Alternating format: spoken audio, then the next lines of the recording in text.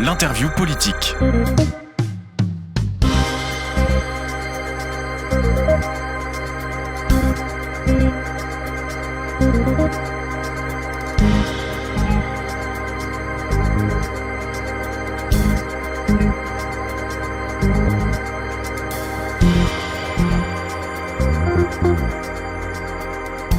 Bonjour à tous, heureux de vous retrouver sur Fréquence Protestante. Notre invité du jour est Emmanuel Dupuis, secrétaire national chargé des questions de défense du groupe centriste au Sénat. Bonjour Emmanuel. Bonjour, alors pas au Sénat, hein. Pardon. pas encore sénateur.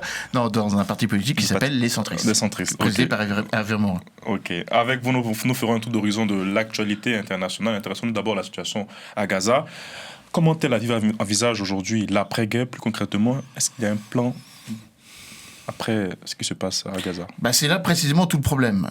Nous sommes maintenant dans plus de 100 jours de combat, ô combien meurtriers, avec des chiffres qui donnent le tournis. Il faut les prendre avec beaucoup de précautions, car elles émanent de sources biaisées, et que tout le monde n'a pas forcément intérêt à dire quelle est la réalité des victimes. Enfin, néanmoins, c'est une guerre, un conflit qui se déroule depuis maintenant 100 jours dans la bande de Gaza, avec pas de sortie ou pas d'option de sortie. La communauté internationale tente, à travers des résolutions onusiennes, de penser à la dimension humanitaire et le besoin urgent, comme ça a été rappelé il y a quelques jours encore à Bruxelles, à l'occasion du Conseil européen réunissant les ministres des Affaires étrangères, qu'il faut impérativement de nouveau une trêve humanitaire pour que les camions, qui ne sont pas suffisants, il n'y en a pas plus d'une centaine qui rentrent dans la bande de Gaza, là où il y en avait plus de 500 avant le 7 octobre, enfin avant le déclenchement des opérations militaires, après les attaques du Hamas du 7 octobre, puissent, pour pouvoir apaiser la situation et apporter du réconfort à la population à Gaza. Alors, pour répondre directement à votre question, il y a encore quelques heures, le cabinet de guerre qui regroupe le ministre de la Défense, le général Yoav Gallant, qui regroupe le Premier ministre, bien sûr, Benjamin Netanyahou, l'ancien ministre de la Défense, Benny Gantz, le chef d'état-major des forces armées, Halevi, ont tous évidemment émis l'idée selon laquelle il faille continuer les opérations militaires, car les opérations du point de vue d'Israël ne sont pas encore accomplies, mais qu'à un moment ou à un autre, il faudra penser au jour d'après. Et donc ce jour d'après semble créer quelques divergences de point de vue. Il n'y a pas de consensus au sein du cabinet militaire, En fait, il n'y a pas de consensus au sein de la population israélienne. Est-ce qu'on revient à la situation avant 2005 ? À cette époque-là, la bande de Gaza était sous administration israélienne, avec des militaires israéliens à l'intérieur de la bande de Gaza. Est-ce que l'on va de nouveau confier à une autorité politique, autre que le Hamas ? Ici, il y a une certitude, c'est qu'il est absolument certain que le Hamas n'administrera plus la bande de Gaza. Maintenant, est-ce que les forces politiques alternatives, légitimes, car elles sont au pouvoir dans l'autre partie donc de la Palestine qui aspire toujours à un État depuis 1947, en l'occurrence la Cisjordanie, avec l'autorité palestinienne, enfin, avec le parti au pouvoir du Fatah. Est-ce que c'est un membre du Fatah qui va venir administrer la bande de Gaza? D'autres options sont sur la table. Un parrainage, un mentoring, comme on dit désormais, international, avec une force d'interposition des Nations Unies. D'autres évoquent le fait que les pays voisins, donc notamment l'Égypte, et les pays de l'environnement régional, les pays du Golfe notamment, qui se sont déjà proposés pour la reconstruction de Gaza. Pour rappel quand même aux auditeurs et aux auditrices, actuellement, la vie à Gaza n'est plus possible. Un rapport des Nations Unies, il y a quelques semaines, par la voix de son secrétaire général, Antonio Guterres, évoquait le fait que, pour l'instant, il n'est plus possible de vivre dans une bonne partie de la ville de Gaza. Donc, il faut reconstruire, au sens propre du terme. Il faut repenser une administration.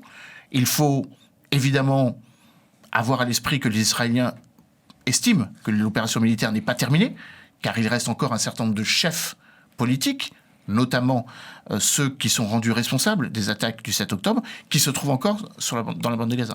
Est-ce que l'idée d'une destruction totale du Hamas est réelle aujourd'hui? Est-ce que c'est le but poursuivi par le cabinet de guerre? Disons que si c'est cet objectif qui est à atteindre, on est loin du compte. On estime, encore une fois, les chiffres sont à manier avec beaucoup de précautions, que 30, peut-être 40% des capacités militaires du Hamas sont détruites. Le chef, dont on a beaucoup parlé, le fameux Sinwar, qui est le chef des opérations militaires du Hamas, celui qui aurait été à l'origine, du point de vue israélien, enfin sur les renseignements israéliens de l'opération du 7 octobre, est toujours vivant.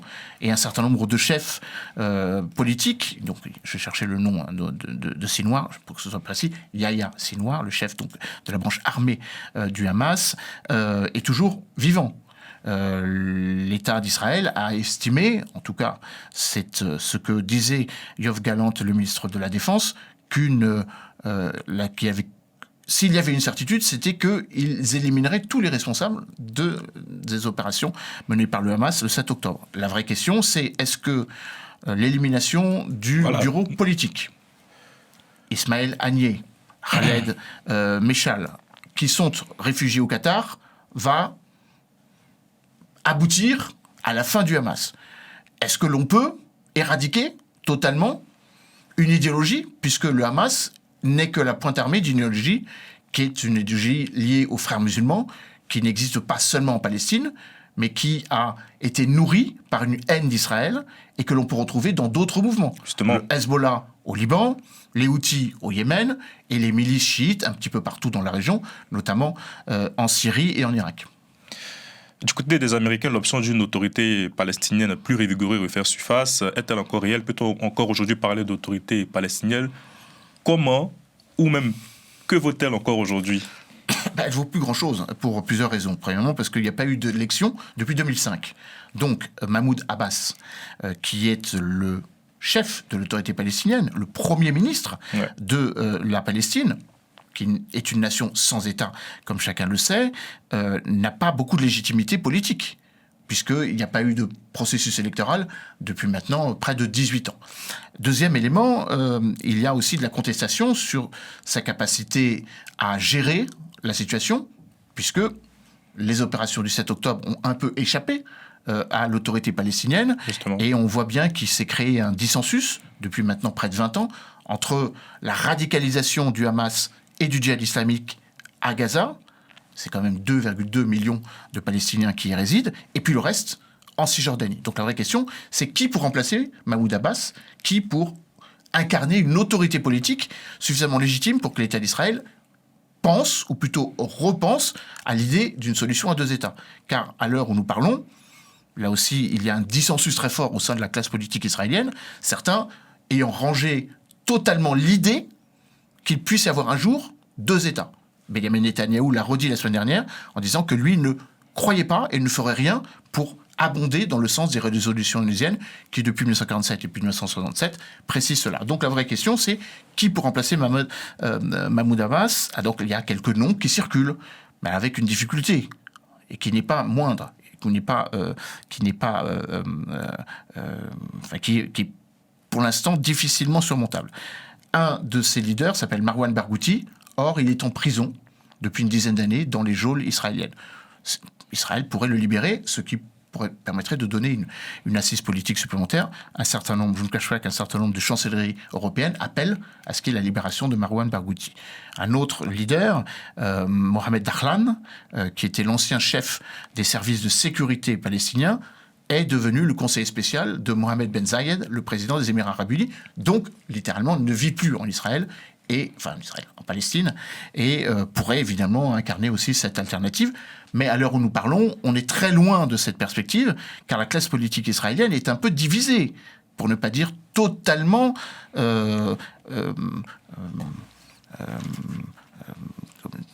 divisée, totalement écartelée entre différentes options. La première option consiste à ce qu'il y ait un changement politique au sein même du Likoud, puisque Benjamin Netanyahou le Premier ministre, est rendu responsable de ce qui s'est passé le 7 octobre. Un certain nombre de leaders politiques font modérément pour l'instant, car il y a encore des opérations militaires, il y a encore des otages, Il y a encore des morts. Ouais. Il n'y a pas plus tard que hier, il y a eu, hier et avant-hier, les journées les plus sanglantes en termes de victimes de Tsahal, près d'une vingtaine, précisément 21 selon les chiffres officiels. Et puis il y a effectivement la politique qui reprend son cours en Israël, avec là aussi, il ne faut jamais l'oublier, des divergences idéologiques. Benjamin Netanyahou est un Premier ministre de droite. Il dirige et administre l'État d'Israël avec des ultra-conservateurs. Et donc forcément, il y a de l'autre côté d'autres, plutôt libéraux, de partis traditionnels de gauche qui ne sont pas forcément totalement en symbiose avec les options militaires du Premier ministre actuel. Parle un peu des Palestiniens. Comment ils perçoivent cette situation? Ils sont plus proches du Hamas ou ils souhaitent un retour de l'autorité palestinienne? Ça dépend d'où ils sont. Si vous posez la question aux Gazaouis, si vous posez la question avant les opérations militaires qui ont commencé le 27 octobre, donc 20 jours après les attaques du 7 octobre, il y avait 2,2 millions de Gazaouis. La seule difficulté, comme on l'a dit et il faut le redire, c'est qu'il n'y a pas de démocratie à Gaza, puisque le djihad islamique et le Hamas avaient fait un coup d'État à partir de 2006, ne reconnaissant plus l'autorité palestinienne ou la capacité ou la légitimité de l'autorité palestinienne à administrer la bande de Gaza. Donc il y avait une sorte de scission politique et d'une certaine façon territoriale. Donc ça veut dire que les Gazaouis n'avaient pas beaucoup leur mot à dire. Or, actuellement, on peut difficilement les entendre, car ils sont en train de subir une opération militaire dont ils sont les victimes collatérales. Les forces armées israéliennes ne visent pas les civils. Or, comme le Hamas est enchâssé, enquisté dans un territoire qui est le plus densément peuplé au monde, forcément, la préoccupation, c'est de survivre, de se nourrir, de trouver un abri et d'éviter les bombes israéliennes qui continuent de tomber dans la partie nord, qui est désormais totalement sous contrôle militaire d'Israël, et désormais dans la partie sud, autour du point de passage de Rafah avec l'Égypte ou la ville de Yann Koules. La France est amie d'Israël comme elle est amie du peuple palestinien. Et dans ce contexte, nous devons dire à chacun les choses difficiles, a déclaré le nouveau chef de la diplomatie française, Stéphane Séjourné, devant le Conseil de sécurité des Nations Unies. C'est une position que vous saluez du côté des centristes? Encore faudrait-il qu'ils le disent. Jusqu'à présent, il l'a proclamé. Je ne suis pas certain qu'il ait eu l'occasion de le dire à Benjamin Netanyahou, mais oui, il faut le dire. Et comme la totalité des responsables politiques cohérents et finalement assez centristes ou assez modérés dans leur position, il faut que cette guerre s'arrête. Car, encore une fois, les Israéliens ont le droit de se défendre, les Israéliens ont le droit de réclamer justice. D'ailleurs, cela est inscrit dans la Charte des Nations Unies, l'article 51. Tout État qui se sent agressé a le droit à l'autodéfense, mais néanmoins, cela ne doit pas se faire au prix des innombrables et trop nombreuses victimes. Plus de 20 000 personnes sont mortes depuis le déclenchement de cette opération. Donc oui, il faut que l'État d'Israël et que singulièrement son Premier ministre entendent avec raison les doléances de la planète entière. Et de ce point de vue, on peut dire qu'il y a un consensus.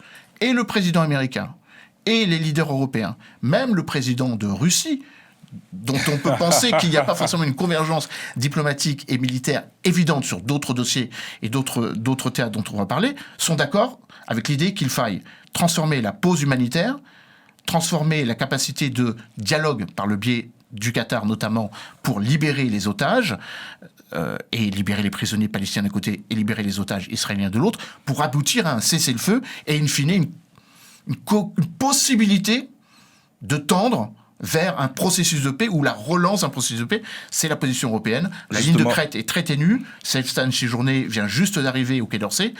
Gageons qu'il ait l'autorité suffisante pour que la France revienne dans le jeu diplomatique. Justement, il y a une conférence de paix à l'initiative des Européens qui sera organisée bientôt. Comment elle est perçue d'abord du côté de Tel Aviv et aussi du côté du monde arabe? Alors, le monde arabe y est associé, puisque cette fameuse conférence de paix a été proposée sur l'initiative du secrétaire général de la Ligue arabe et des ministres des Affaires étrangères jordaniens, égyptiens et saoudiens qui étaient à Bruxelles il y a quelques jours. Alors avec effectivement une difficulté qui n'est pas là aussi vaine, ou qui est complexe à surmonter, puisque le ministre des Affaires étrangères israélien Israël Katz et son homologue palestinien Riyad al-Maliki ne se sont pas rencontrés physiquement. Ils ont refusé l'un et l'autre et de se serrer la main et de dialoguer entre eux. Par contre, l'Union européenne est servie de médiatrice. Donc, cette fameuse initiative de paix, cette fameuse conférence de paix, les Européens appellent ça l'effort du jour de paix. C'est la doctrine qui va sous-tendre cette conférence de paix, qui se prépare déjà, il faut le rappeler, depuis plus d'un an, hein, avant les opérations militaires lancées en représailles par Israël et les attaques terroristes menées par le Hamas. Donc l'Union européenne, les États-Unis, l'Égypte, la Jordanie, la Ligue arabe et l'ONU, j'ai oublié l'ONU, veulent évidemment relancer un processus de paix. En gros, on serait à l'horizon donc de la prochaine Assemblée générale des Nations Unies, la 79e Assemblée générale des Nations Unies, dans la logique de la reprise du processus de paix, avec toute l'ambition qui était celle de la conférence de Madrid en 91 et des processus de paix d'Oslo en 1993. On parlait tout à l'heure de Benjamin Netanyahou. Avec les nombreuses revendications, on a vu des manifestations il n'y a pas longtemps de parents d'otages. Est-ce qu'on peut dire que ces jours sont comptés à la tête du gouvernement israélien? Alors, en tout cas, il est fortement contesté. Il est fortement contesté en interne. Il y a plusieurs noms qui sortent du bois actuellement. Nir Barkat. Alors, Nir Barkat est connu pour avoir été un maire Likoud, très religieux quand même, hein, enfin très conservateur, mais enfin pas tout à fait non plus sur la même ligne idéologique que Benjamin Netanyahou, qui est actuellement ministre de l'économie, ou un centriste qui est ministre, je crois, de la santé, mais à vérifier, Avi Dichter. Donc il y a au sein du gouvernement, au sein même du gouvernement de Benjamin Netanyahou, des gens qui appellent à un changement politique. Et puis il y a effectivement l'opposition israélienne, avec d'anciens premiers ministres, Naftali Bennett, Yair Lapid, donc ceux qui sont plutôt modérés, qui veulent être en lien avec l'aspiration de la jeunesse israélienne, qui ne veut pas mourir au front, qui aspire à ce que l'État d'Israël vive en sécurité, que des organisations qui appellent à sa destruction n'aient plus la capacité d'obérer sur la sûreté du quotidien, mais en même temps qui comprennent parfaitement quand même que 25% de la population israélienne est musulmane, que les Israéliens ont droit à un État, en tout cas depuis les 250 résolutions onusiennes depuis la première en 1947, et que les pays du voisinage, qui se sont en plus montrés assez enclines à un processus de stabilisation de leurs relations diplomatiques avec l'État d'Israël, depuis 2020, les fameux accords d'Abraham, Bahreïn, les Émirats arabes unis, peut-être demain l'Arabie saoudite. Justement, je voulais en parler. Peut-être, c'est possible. Mais le prince héritier Mohammed Ben Salman a d'ores et déjà évoqué le fait qu'il fallait être dans une logique de solidarité totale, financière, diplomatique avec les Palestiniens, mais ne récusant pas l'idée qu'il faille aussi négocier et discuter avec Tel Aviv. Nous sommes pris par le temps. On va aller très vite. On va parler d'Ukraine. Nous ne pouvons pas laisser la Russie remporter la guerre, encore réaffirmer le chef de l'État lors de sa conférence de presse. Quand on voit ce qui se passe sur le terrain et surtout la baisse de soutien des Occidentaux, ne sommes-nous pas proches plus d'une défaite de l'Ukraine aujourd'hui? Il ne faut pas le souhaiter. Là aussi, l'Ukraine rentre dans plus de 700 jours, enfin accumule déjà plus de 700 jours d'un combat absolument horrible, indicible. Près de 300 000 victimes, morts ou blessés, avec des destructions considérables, une menace quotidienne. Il n'y a pas une journée ou une nuit où des missiles balistiques ou des drones ne sont envoyés de la Russie vers le territoire ukrainien qui a été dépecé à raison de 17 à 18%, qui sont actuellement sous contrôle militaire et occupation militaire russe. Donc je ne suis pas certain que la Russie va gagner, je ne suis pas certain que l'Ukraine va perdre non plus, et c'est là le problème. C'est qu'il n'y a ni la possibilité pour la Russie de gagner cette guerre, c'est un conflit gelé aujourd'hui. Absolument, et il n'y a pour l'instant pas beaucoup de perspectives que l'Ukraine ne reconquiert, comme nous l'aurions souhaité quand nous avons lancé l'idée sur laquelle il faille développer, renforcer considérablement, densifier notre coopération militaire avec la livraison d'armement. La France l'a rappelé lors de la conférence de presse et lors des vœux du ministre, les vœux du président de la République devant les forces armées. 40 missiles Scalp, donc des missiles air-sol que nous allons livrer et donner à l'Ukraine. Il se rendra même à Kiev aussi en février, il a annoncé. Et le président va se rendre à Kiev justement en en mettant en avant le fait que la France, comme d'autres pays, l'Allemagne, la Pologne, évidemment les États-Unis, resteront fidèlement aux côtés de Volodymyr Zelensky. On parlait de ces 26 journées. Ces 26 journées étaient il y a quelques jours à Kiev.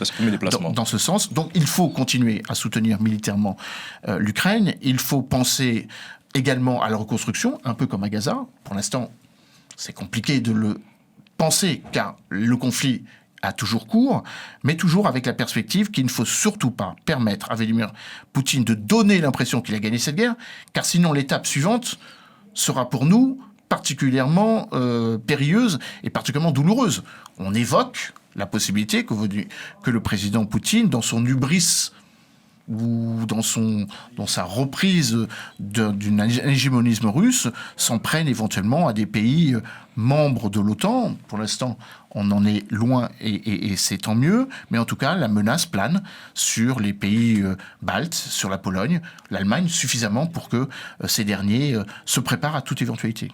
Outre-Atlantique, le soutien à l'Ukraine est également menacé par le retour de Donald Trump à la Maison-Blanche. L'ancien président rafle tout sur son passage depuis le début des primaires républicaines. Comment expliquer une telle popularité en dépit de ces affaires judiciaires ? Bon, déjà, les choses sont en train de se simplifier aux États-Unis, paradoxalement. Il est possible que judiciairement, le président Trump, enfin l'ex-président Trump, j'espère pas qu'il le redevienne le 5 novembre prochain, mais néanmoins... tout semble se reconfigurer comme il y a 4 ans, comme si rien ne s'était passé. C'est vrai. Joe Biden est plus âgé, Joe Biden est plus affaibli, les démocrates sont plus désunis qu'ils n'étaient en 2020. En 2020, pardon, je cherchais la date précisément, avec une forme de boulevard, et on l'a vu, qui s'ouvre à Donald Trump. Il est en train de gagner primaire après primaire. La primaire de l'Iowa, la primaire du New Hampshire, les prochaines primaires, celles qui vont se dérouler en Caroline du Sud le 24 février, au Nevada d'abord, le Nevada le 8 février, au Caroline du Sud le 24 février. Bref, Donald Trump a éliminé l'opposition ou la concurrence. Il a reçu le ralliement de Ron DeSantis. Ron DeSantis va désormais rouler pour lui, et il est possible que sa concurrente, la seule qui reste, Nikki Haley, qui a perdu donc dans les 4 derniers caucus, les dernières primaires, jette l'éponge à un moment ou à un autre. De vous à moi, elle va aller jusqu'à la primaire de Caroline du Sud, car elle est gouverneure de Caroline du Sud, et il est possible que une fois qu'elle se sera bien battue, elle se rallie à Donald Trump. Ça veut dire que en novembre prochain, nous aurons de nouveau le match retour, avec cette fois-ci, vraisemblablement, si on prend appui sur les sondages, et je crois que les sondages américains ont un degré de véracité qui est d'une certaine façon moins contestable qu'ailleurs, Donald Trump a quasiment 10 voire 15 points d'avance sur Joe Biden. Anthony Blinken, le secrétaire d'État américain, a entamé une tournée en Afrique cette semaine. Joe Biden avait promis de s'y rendre en 2023, mais il n'a pas pu respecter sa promesse. C'est quoi le but de ce déplacement ? C'est contrecarrer la montée en puissance de la Chine et de la Russie. On a vu le chef de la diplomatie chinoise aussi qui était à Abidjan il n'y a pas longtemps. Disons que c'est une tournée que devraient faire tous les responsables politiques du monde, eu égard à l'importance stratégique du continent africain aujourd'hui. Je ne suis pas certain que ce soit pour contrecarrer seulement l'influence de la Chine ou de la Russie, mais tout simplement pour partir du principe que les États-Unis défendent leurs intérêts en Afrique comme d'autres. Ça veut dire que là où nous voyons des alliés, parce que nous appartenons aux mêmes structures de sécurité collective, l'Alliance Atlantique, pour ne parler que de celle qui réunit les Européens et les Américains dans la défense du continent. Parfois, les Américains ne sont pas forcément nos alliés. Et on l'a bien vu avec un certain nombre de dossiers au Niger, suite au coup d'État du 26 juillet dernier, où les Américains n'ont pas été très enclins à soutenir la position française, d'un rigorisme absolu, car nous soutenons toujours l'idée que le président légitime et le président déchu, Mohamed Bazoum. Et donc, d'une certaine façon, Anthony Blinken, dans ce déplacement, qu'il a amené notamment en Côte d'Ivoire, a rappelé un certain nombre de vérités. Que les États-Unis considéraient le continent africain comme déterminant en termes de partenaires commerciaux. Ça s'appelle l'AGOA, l'Africa Growth Initiative, qui avait été lancée par le président Obama, que le président Trump avait un peu mis de côté et que le président Biden a relancé. Une sorte de logique de marché commun, ou en tout cas de facilité de libre échange entre les deux continents. Et puis, le secrétaire d'État Anthony Blinken a rappelé que le continent africain était ouvert à multiples concurrences. Vous avez évoqué la Chine, on a effectivement aussi en tête la Russie, mais également d'autres. L'Iran, qui essaye aussi de se positionner sur ce continent. Un certain nombre d'acteurs non étatiques que les États-Unis cherchent aussi à éradiquer, ou en tout cas à juguler, les groupes armés terroristes qui sont un fardeau sécuritaire et pour nous, parce qu'ils sont plus proches de nos côtes, mais également pour les États-Unis. Et donc, du coup, c'est tout à fait logique que le président américain Joe Biden, qui n'a pas été très souvent sur le continent africain, et que son secrétaire d'État, rendons-lui cet hommage parce qu'il est francophone, s'intéresse au continent africain. J'y vois une saine concurrence, mais encore une fois, j'insiste, les États-Unis, la France, les États-Unis et l'Europe n'ont pas forcément toujours sur le continent africain des visions convergentes. On termine avec très, très rapidement le chef de l'État français qui s'est envolé pour l'Inde ce jeudi. Emmanuel Macron est l'invité d'honneur du Premier ministre Narendra Modi pour la fête de la Constitution indienne entrée en vigueur le 26 janvier 1950, 2 ans après l'indépendance. Selon l'Élysée, cette rencontre est une nouvelle illustration de la volonté de renforcement des relations entre Paris et New Delhi. La France a-t-elle raison de se tourner aujourd'hui vers l'Inde lorsqu'on voit des pratiques autoritaires de Narendra Modi ? Alors oui, évidemment, tout le monde a intérêt à se tourner vers l'Inde. D'ailleurs, la planète entière se tourne vers l'Inde. Le président Emmanuel Macron n'est que le quatrième chef d'État à être invité à l'occasion du Republic Day, la 75e édition, qui vient célébrer la Constitution de 1950, qui donne officiellement naissance à la République indienne, qui quitte le statut hybride de l'Union indienne, qui l'a rattaché encore à l'ancienne puissance tutélaire britannique. Donc, après le Brésil, après Jair Bolsonaro, après l'Égypte l'année dernière, Abdel Fattah el-Sisi, après Cyril Ramaphosa, qui a été le premier invité d'honneur de Narendra Modi, il est logique que la France puisse répondre qui lui avait été aussi invité le 14 juillet dernier. Alors, c'est peut-être là où il y a peut-être quelques interrogations sur le momentum, comme on dit. Premièrement, il n'aura échappé à personne que le président Emmanuel Macron s'est envolé vers l'Inde, alors que la grogne des paysans se fait de plus en plus dure et de plus en plus audible, que le Conseil constitutionnel a invalidé 32 sur les 86 articles d'une loi ô combien controversée qui a créé du dissensus politique. Donc, d'aucuns pourraient dire que le moment n'était pas le plus opportun pour aller vers l'Inde. C'était certes prévu d'avance, mais en même temps, il aurait pu reporter. Pourquoi ? Parce que la présence d'un président français en Inde est un honneur pour nous, de manière protocolaire. Il y a un détachement de 150 militaires français qui vont défiler à New Delhi. Le président Emmanuel Macron, hier, a rencontré des étudiants à Jaipur, donc capitale du Rajasthan, en évoquant le fait, en appelant plutôt de ses voeux, la présence de 30 000 étudiants indiens pour essayer de faciliter l'interpénétration culturelle entre nos deux nations. Jusque-là, tout va bien. Maintenant, la vraie question, c'est qu'est-ce que l'on fait de cette amitié ? L'Inde est une puissance globale. L'Inde aspire à être plus présente dans le jeu international. De nouveau, parfois en bousculant un peu les alliés traditionnels d'un monde occidental dont l'Inde veut aussi être le pourfendeur. Ouais, le leader de ce sud global, comme... Exactement. Il y a quelques jours à Kampala, en Ouganda, à l'occasion du sommet du G77 et du sommet du monde des non-alignés, Narendra Modi et Xi Jinping se sont finalement concurrencés à travers des gestes très amicaux envers leurs partenaires du Sud global. L'un et l'autre aspirent à ce leadership. Donc, est-ce que c'est dans l'intérêt de la France de dialoguer avec Narendra Modi ? Oui. Ne pas oublier que Narendra Modi est quand même critiqué par son populisme. une forme d'hindouisme, de nationalisme hindouiste assez fort, et surtout ici, et je crois que vous en serez d'accord, Carlyle, ayons une pensée pour votre collègue, votre consoeur Delacroix. de Jean-Yves Delacroix, correspondant de Delacroix, qui, quelques heures avant l'arrivée du président, a été prié de quitter le territoire. Absolument. Je ne suis pas certain que ce soit un acte d'une amitié franche et sincère. Et nous pensons fortement à elle. Merci Emmanuel Dupuis, vous êtes secrétaire national, je précise cette fois-ci, chargé des questions de défense du groupe centriste. Voilà. Enfin, du parti centriste. Du parti centriste. Merci aux auditeurs.